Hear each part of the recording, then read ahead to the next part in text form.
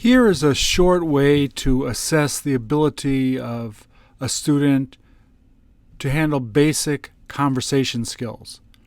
I explained it at the top. Here in this PDF, the PDF will be found on the right of this YouTube video on the website right next to oral assessment. Basically, there are 100 questions. The question is found on the left. On the right are the hours in which patterns used in these examples are covered. The purpose of the assessment is to see if a student can answer a question with a full sentence,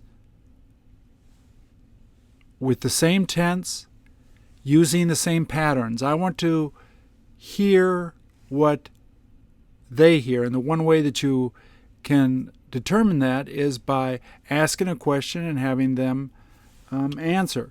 For example, the first question, are you ready to begin? The answer should be, I am ready to begin. I ready to begin? Yes, I should begin. Yes, I'm going to begin. Different pattern.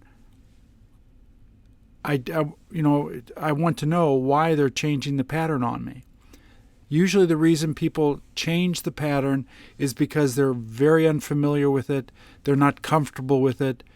They usually will not use it in their daily conversation. So this is a way to find out where the weaknesses are. The importance of weaknesses is that you can later correct them to make them into strengths. It will build confidence with the student that they'll be able to speak confidently, without error, without changing the patterns. Patterns rarely change, so you want to find their weaknesses so that you can help them. That's what teachers do. So basically here there are 100 questions. What I would do is I would have the students sit in front of me, and I would go through each of the questions. I would just read them and have them answer it. If they make a mistake, I do not correct it. I just check it here, make a note here, and I'll come back to it later. The assessment is not meant to correct them at this point. It's meant to find areas that you can help them in the future. So I basically go through the 100 questions, and it basically goes from the easiest to the more difficult patterns. And later you can go back and help them. Now, obviously, a student who is just beginning his conversation skills will do very poorly on this, and they should just simply start with hour one and build it up as they go. The building conversation skills is much like building a new building. If you have a 40-story building, you don't start with the 20th floor, you start with the first floor.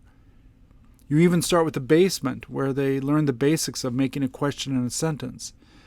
So if the student has no confidence in their ability, no ability to speak, I start them with hour one. Then go on to hour two and to hour three. There's always reviews of what they've learned to reinforce things that have been taught. Anything worth teaching is worth reviewing.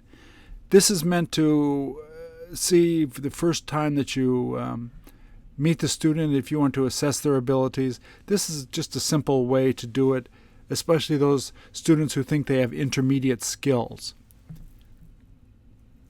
Thank you.